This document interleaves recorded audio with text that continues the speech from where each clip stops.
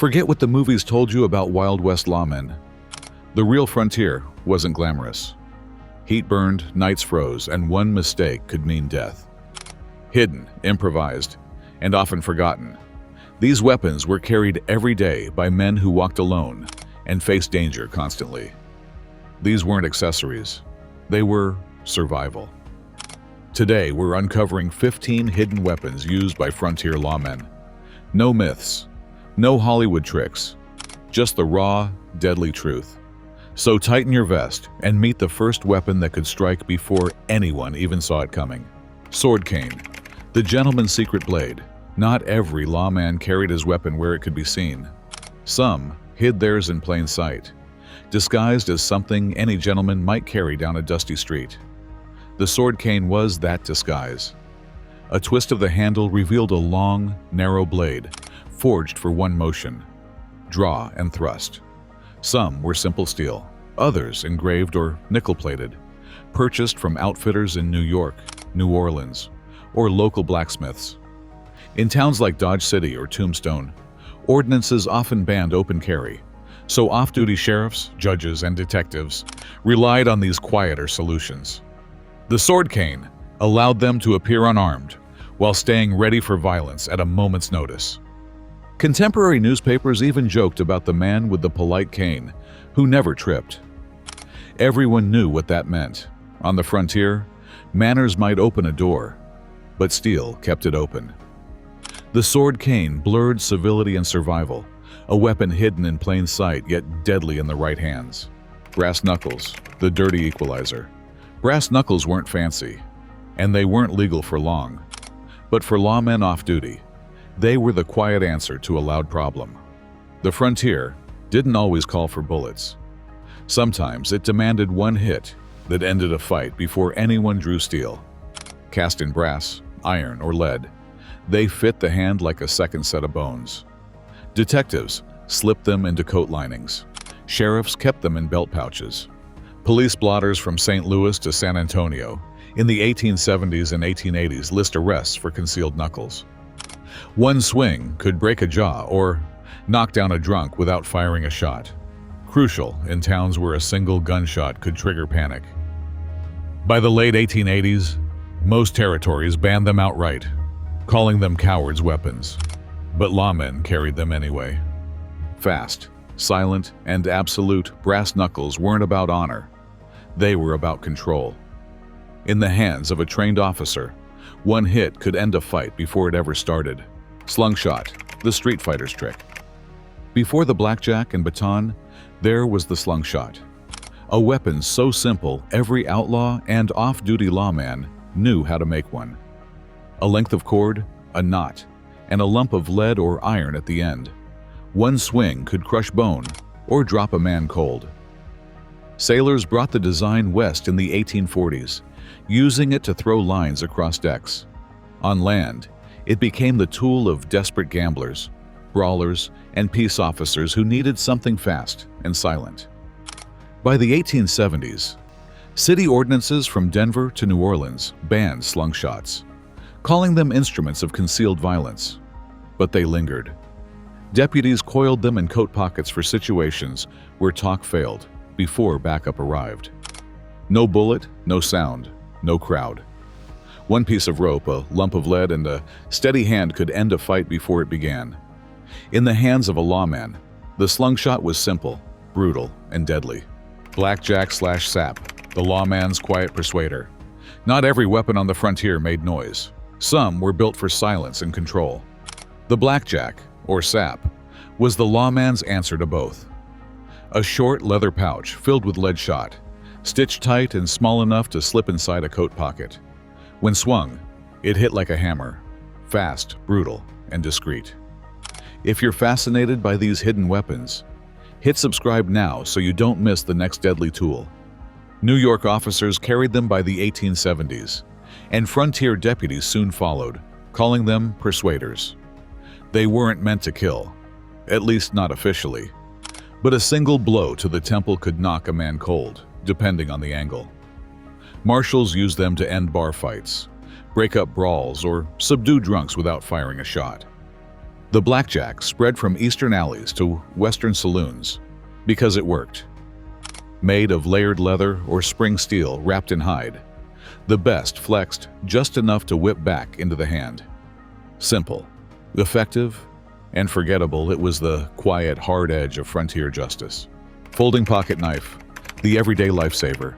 Some weapons were carried for show. Others stayed hidden until the moment mattered. The folding pocket knife belonged to the second kind. Every lawman kept one, not for prestige, but because it worked. It could cut rope, sharpen pencils, trim cigars, or whittle through long nights on patrol. The same knife could become a last line of defense when a revolver was out of reach. By the 1870s, folding knives from makers like Case and Camillus came cheap through mail orders and hardware stores. 2, 3, or 4-inch blades, carbon steel, with bone or wooden handles. No holster required. No law against carrying one. Invisible, practical, and always at hand. Newspapers from Kansas and Oklahoma mention officers using pocket knives in close fights, usually when ambushed or wrestling a suspect to the ground. Long before switchblades existed, these knives were simple, sharp, and silent. A worn piece of steel kept a good man breathing at the end of a bad day. Bowie knife, the blade that built a reputation. Long before the badge meant authority, the Bowie knife did. It was the frontier's original equalizer, a slab of steel that settled more fights than any revolver. Born from a blood feud, Jim Bowie's legendary sandbar duel turned his oversized hunting knife into a national obsession. By the time lawmen patrolled Texas and Arkansas, nearly every man on the trail carried a version, 10 to 15 inches of forged confidence. Blacksmiths across the South copied the design. Some curved like a saber, others straight as butcher's blades. For officers and rangers, it was both weapon and tool, clearing brush 1 minute, guarding life the next.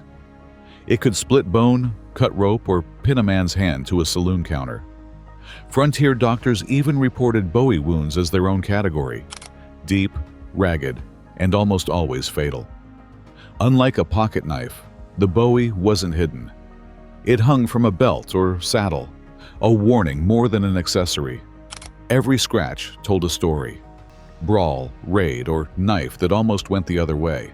Pocket revolver, the marshal's second gun. Every lawman knew one gun was never enough. The pocket revolver was insurance, small, quick, and hidden where only its owner knew. These weren't the heavy Colts or Remingtons of the main holster. They were the little brothers, short-barreled 32s and 38s from Smith & Wesson, Hopkins & Allen, or Ivor Johnson. Most slipped clean into a coat or vest pocket, hammerless and smooth to avoid snagging fabric. For marshals and detectives, this second gun wasn't for showdowns. It was for moments when a brawl hit the floor, or a suspect grabbed their main revolver. Old arrest ledgers mentioned palm guns and belly guns, slang for weapons meant for arm's-length defense. Manufacturers leaned into it. By the 1880s, the Smith & Wesson safety hammerless, nicknamed the lemon squeezer, fired from a single hand, through a coat if needed. Small enough to hide, fast enough to end a fight, and quiet enough to avoid headlines. The pocket revolver was the great equalizer's backup. Derringer, the gambler's secret weapon. In a crowded saloon, a full-sized revolver was a liability. Elbows, smoke, and spilled whiskey left no room for it. That's why the Derringer ruled the tables. Barely 6 inches long, it could vanish inside a vest, sleeve, or even a lady's purse. One squeeze, one shot, usually .4 1 caliber, close range and unforgiving. Gamblers, barkeeps, and off-duty lawmen carried them for the same reason. No one saw it coming. The design came from Henry Derringer of Philadelphia. Single-shot percussion pistols spread west, followed by cheap imitations, and the Remington double-barrel versions. Some were pearl-handled, others plain iron. But all served one purpose: to keep their owner breathing in a place where cheating could mean death. A derringer rested quietly under a coat lapel or in a pocket watch pouch, waiting for the wrong word or wrong move. In an age where saloon fights ended in seconds, concealment was everything. Power didn't come from size. It came from being unseen. Boot pistol, the hidden heel of the law. On the frontier streets, a man's last defense often sat where no one would ever think to look, inside his boot. The boot pistol was a backup for the backup, hidden steel for when everything else went wrong. Small percussion guns and short-barreled derringers fit perfectly inside the top of a riding boot, pressed against leather and sweat. They weren't comfortable, but they were close, and that mattered. A seated lawman, riding a horse or guarding a jail cell, could draw straight from the boot when a belt gun was out of reach. The trick wasn't the weapon itself.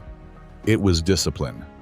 Drawing from the boot required training, balance, and muscle memory more than speed.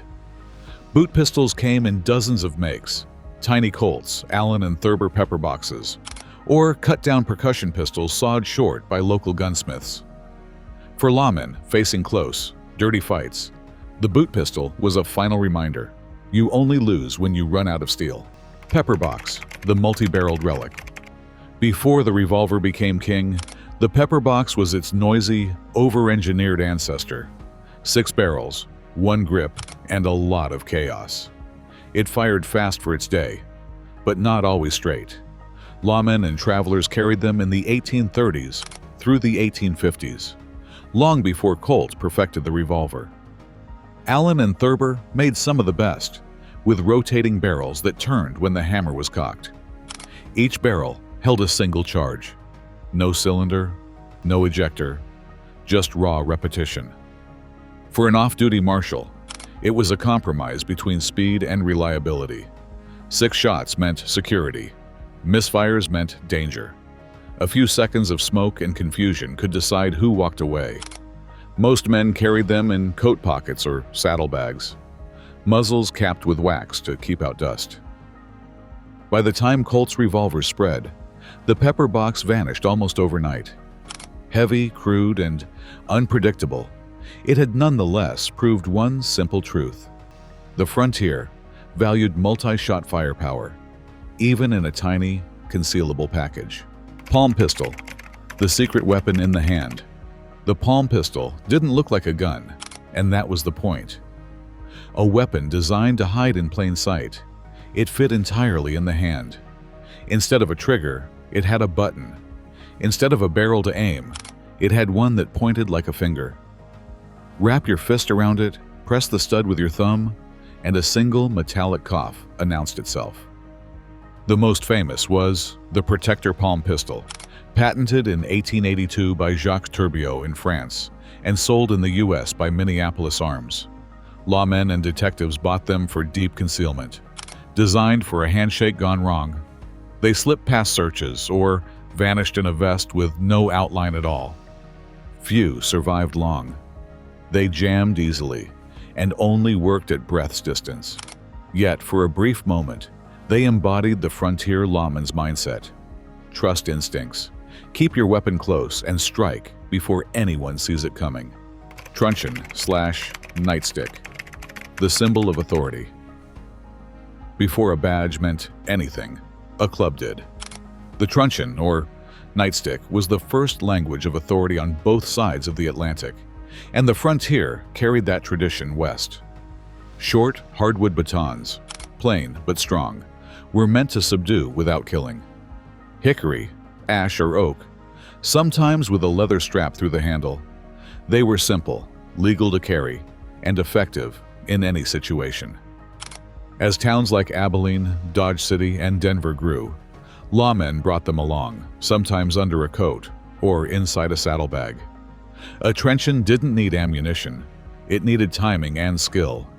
One swing across a wrist or jaw could end a fight quickly, without the noise or danger of a revolver. By the late 18th century, the nightstick had become part of a lawman's image, the visible edge of order. On duty or off, it was both message and weapon, compliance by persuasion or by pain. Cane gun, the gentleman's hidden shot. At first glance, it looked like a polished walking cane, refined wood, silver tip, maybe even a carved handle. But inside that cane was a secret no one expected: a gun.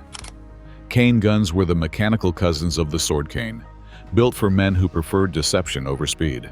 Twist the handle, aim the tip, squeeze the hidden trigger, and a puff of smoke left the air smelling like gunpowder and surprise. If you're enjoying this deep dive into frontier weapons, hit subscribe now so you don't miss the next hidden tool.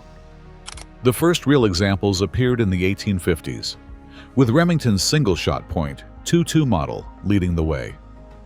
Wealthy travelers and undercover officers valued them for one reason: plausible innocence. You could stroll through any town unarmed, at least to anyone watching. Most cane guns were custom-built, with barrels disguised inside ash, ebony, or even ivory shafts. Some fired shotgun shells, others tiny pistol rounds. For lawmen working alone or far from help, the cane gun offered one advantage above all: the element of surprise. Sleeve/pocket dagger, the last resort surprise. When distance vanished and talking was done, some lawmen reached for steel no one could see. The sleeve or pocket dagger wasn't a dueling weapon. It was a secret kept for the worst-case moment. A thin, double-edged blade hid in a sewn pocket under the coat sleeve or vest. One flick of the wrist slid it into the palm, ready before the other man realized it existed. These blades came from boot knives, cut short, or barber's razors ground to a point. Small shops from New Orleans to Kansas City sold gentlemen's defense knives, but most were homemade. Detectives, gamblers, and off-duty marshals carried them as insurance against grabs or surprise attacks.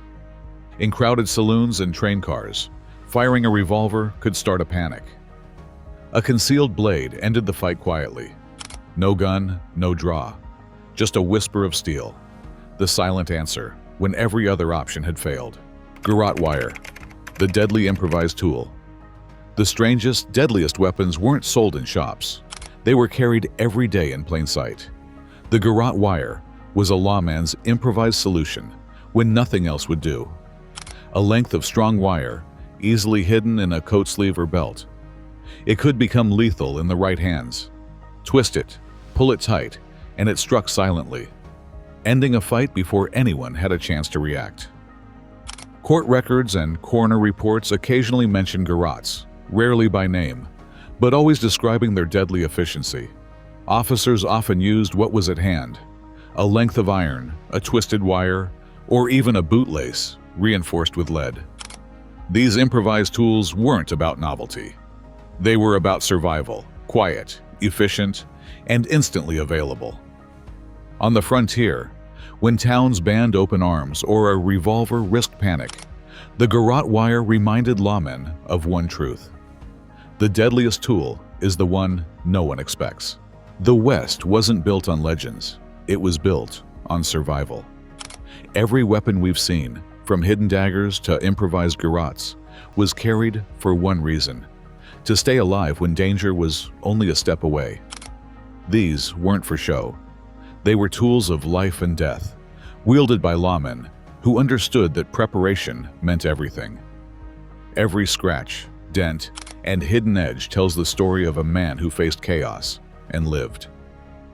If you've made it this far, hit subscribe and turn on notifications. More forgotten weapons, survival secrets, and frontier truths are coming next.